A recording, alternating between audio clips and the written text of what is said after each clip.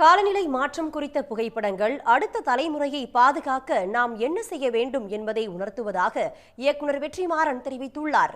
சென்னை கோட்டூர்புரம் அண்ணா நூற்றாண்டு நூலகத்தில் உலக பெண்கள் தினத்தை முன்னிட்டு பூவுலகின் நண்பர்கள் சார்பில் காலநிலை பிறழ்வின் பெண் எதிர்போக்கு என்ற புகைப்பட கண்காட்சி நடைபெற்றது. இந்த கண்காட்சியை தொடக்கி வைத்து பேசிய வெற்றிமாறன், இந்த புகைப்படங்கள் காலநிலை மாற்றத்தால் பாதிக்கப்பட்ட பகுதி தற்போது என்னவாக உள்ளது என்பதை காட்டுகிறது என்றார்.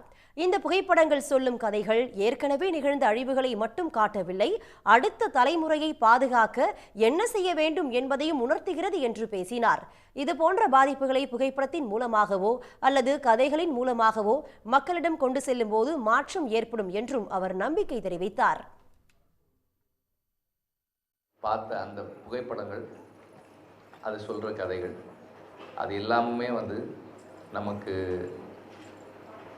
ஏற்கனவே நிகழ்ந்த அழிவுகளை பற்றி மட்டும் சொல்லலை.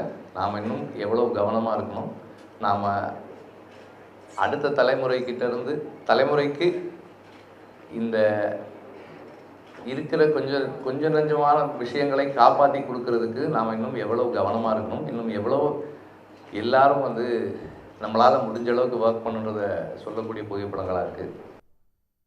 காலநிலை மாற்றம் குறித்து 80% மக்களுக்கு விழிப்புணர்வு இல்லை என்றும், இயற்கை பேரிடர் வரும்போது மட்டும்தான் அதை பற்றி பேசுகிறோம் என்றும் பொருளாதார நிபுணர் ஜெய்தி கோஷ் வருத்தம் தெரிவித்தார். உடனுக்குடன் செய்திகளை தெரிந்து கொள்ள சன் நியூஸ் பெல் ஐகானை கிளிக் பண்ணுங்க.